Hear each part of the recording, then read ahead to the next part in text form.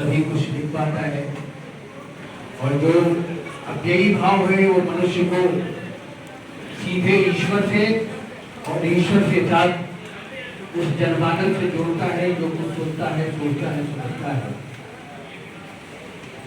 कोई तवील उम्र भी पाकर नहीं जिया, कोई तवील उम्र भी पाकर नहीं जिया, और कोई जरा सी उम्र में इतिहास रच गया। और ऐसे व्यक्तित्व का नाम है डॉक्टर अशोक अज्ञानी।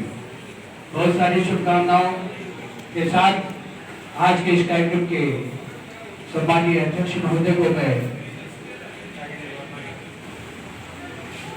इस मंच पर उद्बोधन के लिए सादर आमंत्रित करना चाहूंगा।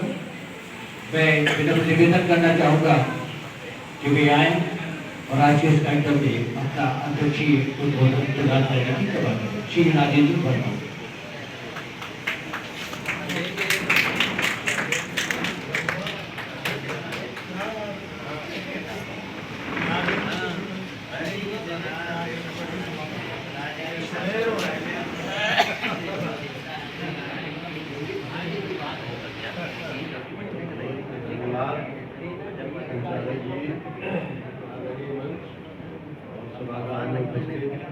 मित्रों, अशोक अज्ञानी से मेरा परिचय हुआ था एक नवगीत गोष्ठी में। वहाँ इन्होंने नवगीत पढ़े दो। उसमें एक तो तत्सम शब्दावली का था, थोड़ी मिली जुली भाषा, बोलचाल की भाषा, और दूसरा था तो मैं सबसे वहाँ लोगों को सुनता रहता हूँ, लेकिन ये बात मेरे मन में बैठी, ये कवि जो है तो थोड़ा दूसरों से अलग है। तो जो अलग होता है वो अपनी पहचान बनाता है, चाहे क्षेत्र जिस विषय का हो, जिस भी कला का हो, जो अलग होता है वो पहचान। तो होता क्या है कि आज सभी लिख रहे हैं, नाम कवि है, कवियों की भीड़ है, कविता उनमें से मुश्किल से 10-20% लोगों के पास रहती है। सही बात। तो कवि का काम है कि संवेदना जगाना, जो अकथनीय है उसको कहना। कैसे कहेगा? अगर उसका दृष्टि नहीं है, उसके पास सृजन की क्षमता नहीं है, उसके पास भाषा का सौंदर्य नहीं है, संवेदना की वो बात नहीं है कि जो लोग से संपर्क हो सके, तो कैसे रचना? फिर तो खोखली रचनाएं करेगा, जिसको हम कविता में सपाट बयानी कहा करते हैं। जब हम कोई व्यंजना परक पंक्ति कहते हैं जिसमें कोई बिंब का समावेश होता है, कोई प्रतीक योजना होती है, तो हमारी जो कहने की क्षमता है, जो संप्रेषण है, वो द्विगुणित हो जाती है और कविता हृदय से निकलती है और हृदय तक पहुंचती है। उसके लिए उसको शब्दों का, लय का, संगीत का सहारा रहता है। लेकिन जरूरी नहीं है कि कवि की हर भाषा, हर संगीत आप जानते हो। वास्तव में कविता भावांतरण करती है। एक भाव हृदय से निकलता है और दूसरे हृदय तक पहुंचता है। जो सच्ची कविता है वो बहुत ज्यादा भाषा की, शिल्प की आग्रही नहीं। अशोक अज्ञानी ने दो बातें कही। एक तो जो शिल्प अपनी कविताओं को चुना है वो बहुत आसान भाषा शैली है और जाने पहचाने बिंबों से, प्रतीकों से उसको सजाए। और जो सादगी है, अगर उसमें बिंब योजना हटा दी जाए तो कविता एक सपाट बयान गद्य होकर रह जाती है। लेकिन जब हम अशोक अज्ञानी को पढ़ते हैं तो हम देखते हैं कि अनेक छंदों में बहुत ही सहज रूप से गीत का छंद ले लीजिए, आनंद वर्धक ले लीजिए, हरिद्र ले लीजिए, पादाकुलक ले लीजिए, अभी इन्होंने सिलगुड़ी का उल्लेख किया जिसमें अभी गजल कही। तो ये इतनी जो विविधता है छंदों की, बहुत गहन अध्ययन और बहुत ही अनुभूति की संपत्ति से आती है। ये साधारण बात नहीं है। और जहाँ तक नवता का सवाल है, जो एक नई बात कहने की बात है, की बात है, एक बंद का ख्याल आदमी के मन में तभी आएगा कि जब सोचे कि भाई दो में भी लोग इधर उधर देखने लगते हैं कि गीत कब खत्म होगा।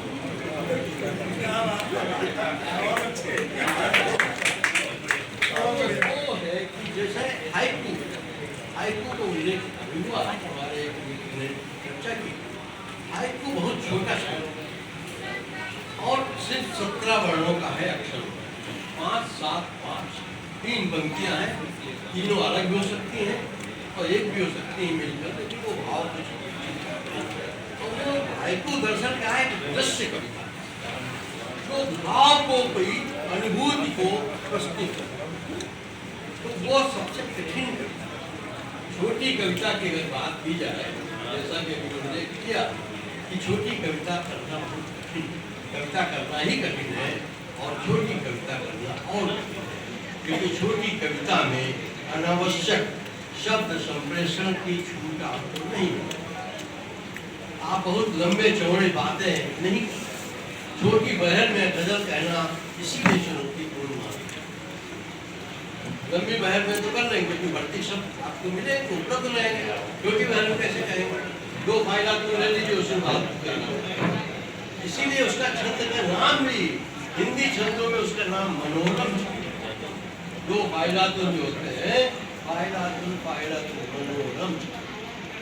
तो ये कुछ चीजें हैं ऐसी कि जिनको इनकी कविताओं से गुजरते हैं तो हमें पता लगता है कि कब इन्हें कितना गहन अध्ययन किया और लोगों को पढ़ा है, और न केवल पढ़ा है बल्कि आपके साथ। और कवि को दृष्टा क्यों दृष्टा इसलिए कहा गया है कि अगर उसके पास दृष्टि नहीं हो कि क्या हो रहा है समाज में, क्या और क्या होना चाहिए, इन दोनों को जब तक वो समावेश करके अपनी रचना में नहीं प्रस्तुत कर सकता है, तब तक कविता अधूरी है। युग बोध को प्रस्तुत कर देना, किसी जो है सत्य का फोटो खींच देना पर्याप्त नहीं। जरूरत है कि क्या होना चाहिए वो भी उसके अंदर। अक्सर कहा गया, नचिकेता से मेरी बात हो रही थी, उन्होंने कहा कि 2 बंद के गीत अगर हम लिखते हैं तो एक बंद में चित्रण हो और एक बंद में कम से कम उसका जो समस्या उठाई है उसका निदान स्वरूप कोई बात हो, ये नचिकेता का कहना है। तो मैंने कहा कि जरूरी तो नहीं है कि आप हर गीत में समाधान दे दें, और दूसरी बात है कि समाधान जो कवि दे रहा है जरूरी नहीं कि जो समस्या उठाया है उसे कितने आयाम है, किन आयामों को समेट पा रहा है। तो आप सीमित मत करें उसमें, ये प्रोपाउंडिंग दे करके आप सीमित कर रहे हैं। समाधान परक गीत करना गीत को संकुचित कर देना। तो ये कुछ बातें बहुत ज़्यादा विस्तार में नहीं जाऊँगा, लेकिन यह कि आपको एक चीज बता दूँ कि ये जो गीत है, एक बंद का गीत है, इसकी शुरुआत हमको निराला जी के यहाँ मिली, और न केवल मिलती है बल्कि रामविलास शर्मा ने उनके ऊपर जो काम किया है, निराला की साहित्य साधना पे वालों से बड़ा कोई काम नहीं किया है। उन्होंने एक काम और किया, निराला की कविताओं का संचयन किया और 3 चरणों में उसको बांटा। किताब का नाम है राग विलाप, कभी मौका लगे 3 चरण किया है। पहला चरण रखा है उन्होंने 1921 से 36 के बीच की रचना। दूसरा काल रखा है उन्होंने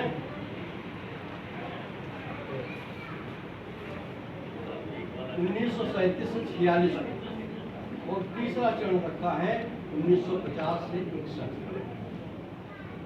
आप आपको ताज्जुब होगा कि तीनों चरणों में उन्होंने एक एक बंद के तमाम गीत, एक गीत में आपको सुना देता हूँ। जो प्रथम चरण का है, यानी 1921 से 36 के बीच में, आप सामंजस्य बिठाने के लिए 30 के आसपास का मान। क्या कहते हैं निराला जी कि हमारा डूब रहा दिल, आपने सुना होगा, हमारा डूब रहा दिल, मास मास दिन दिन प्रतिपल उगल रहे हो गगन अनल, जलता यह जीवन असफल, हिमहत बातों सा असमय ही झुलसा हुआ शुष्क निश्चल, विकल डालियों से झरने ही पर हैं पल्लव प्राण, हमारा डूब रहा। देखिए क्या शब्द योजना है, इतना छोटा सा मीटर है ना, इतना छोटा सा मीटर है, और इतनी छोटी पंक्ति का मुखड़ा है, पंक्ति का मुखड़ा, हमारा डूब रहा दिमाग, कितनी व्यंजना है, समय को पूरा रेखांकित करता है। तो मेरा कहने का मतलब है कि ये यानी जी ने काम किया है उस विरासत से जुड़ा। बहुत अच्छे। दूसरी बात ये जो बैसवाड़ा, वो उन्नाव और रायबरेली, ये उसको कोई अंतर नहीं। तो जो बोली होती है आपके जो है सीमांकन, ये राजनीतिक कार्य है कि ये क्षेत्रफल रायबरेली का ये है, उन्नाव का ये है, लखनऊ का ये है, बाराबंकी, ये तो राजनीतिक दृष्टि की बात है। लेकिन जो हमारा जो कवि की भाषा है, जो लोक की भाषा है, इन सीमाओं को नहीं मानती, वो प्रकृति प्रदत्त है, जैसे वायु, जैसे जल, तो इन सीमाओं को नहीं। तो ये कुछ बातें हैं जो विरासत से जुड़ने की मैं आपको बताऊं। और आगे से आओ कुछ घटनाएं, जैसे पहले मैं उल्लेख करता हूँ, हमारे पूर्व वक्ताओं ने जो बातें कही हैं मैं उसे पूरी तरह से आग करता हूँ। जैसे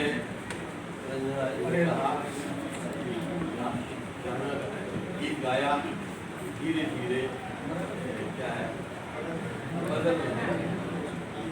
देखिए संगीत की विषय है, वो तो गा सकते हैं, लेकिन कभी जो बनता है वो गायक नहीं होता, कभी डिसाइड करता है, जो पढ़ता है।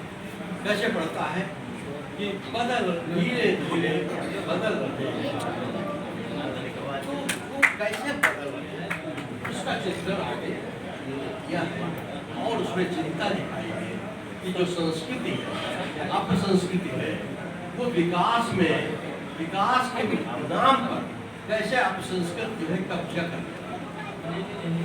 ये बात तो ठीक है कि झोपड़ी हट गई, छप्पर हट गया, पक्का मकान बन गया, कौन नहीं चाहता है भाई। कविता में हम लाख कहे अपने घर में तो पक्के मकान चाहते हैं। तो ऐसा तो नहीं है कि हम भावावेश में हो करके और सिर्फ भाव खो करके जीवन नहीं बिता सकते, जो हमारे नॉस्टैल्जिक होकर के हम नहीं, और बहुत ज़्यादा हम वो भी नहीं कर सकते कि भाई आशावादी ही रहे और जो है वो जमीनी से दूर रहे, ऐसा नहीं। लेकिन ये कि बीच का सामंजस्य है, और कभी की है कभी का दायित्व है कि वो इस धर्म को इस नाते जो कहा है वही बातें आई है। जैसे रामचंद्र ने कहा और एक बंद में क्या क्या सीमाएं हो सकती हैं उनका जिक्र किया।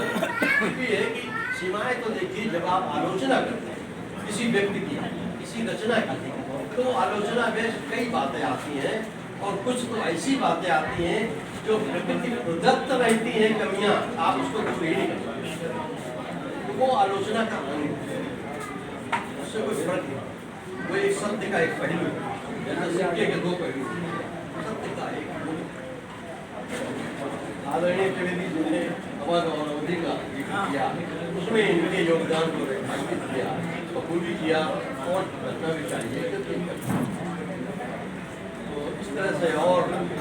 शुभकामनाएं दी, हमारी शुभकामनाएं।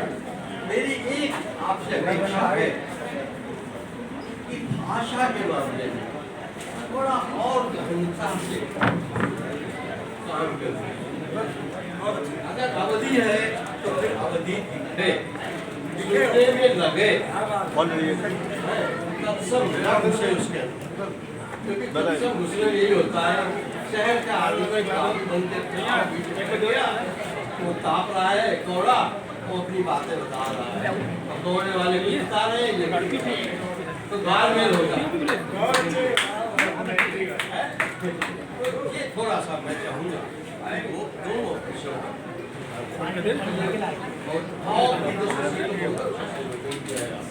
आपने अनुभव को खोया है, उसके लिए और जो एक सूक्ष्म परंपरा की बात है, जो कविता के गुण की बात है, लोक मंगल की बात है, की बात है कि कविता का उद्देश्य क्या है, हम क्यों कविता करते हैं। कविता का उद्देश्य यही है कि हम भी आनंदित हो, आनंदित हो, सुनने वाला भी हो, पढ़ने वाला भी हो, और दूर जा करके जो जाता है वो भी हो।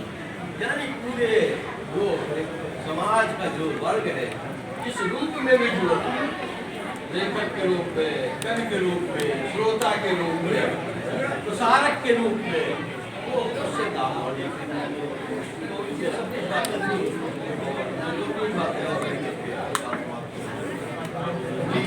आपके जंगलों में विविधता निकल गया और विषय की विविधता आप हर जैसे गांव में आप जाइए तमाम लोग ऐसे मिलेंगे आपको कि जो आप शहर में अगर आप रहते हैं या पढ़ लिख गए तो आप पर अविश्वास है।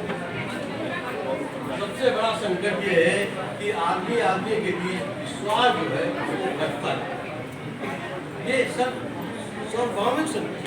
और गांव देहात की अगर बात करें, लोक भाषा की और शहर की भाषा की बात करें तो ये ज़्यादा जुड़ती है, तो उसमें कुछ चीज़ें आप रेखांकित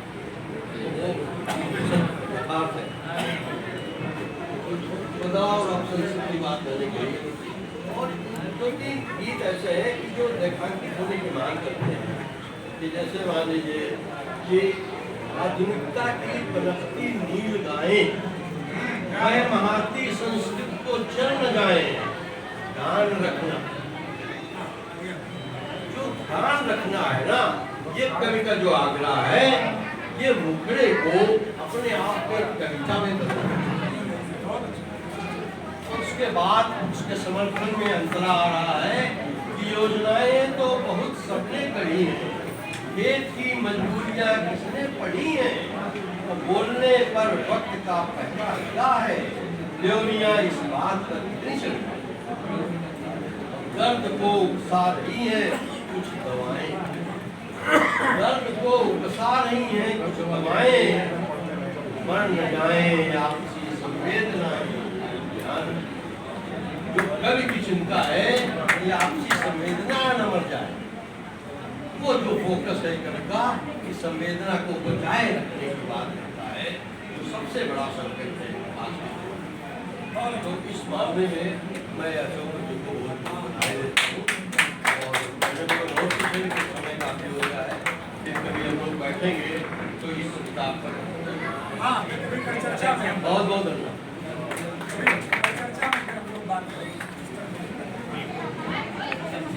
आज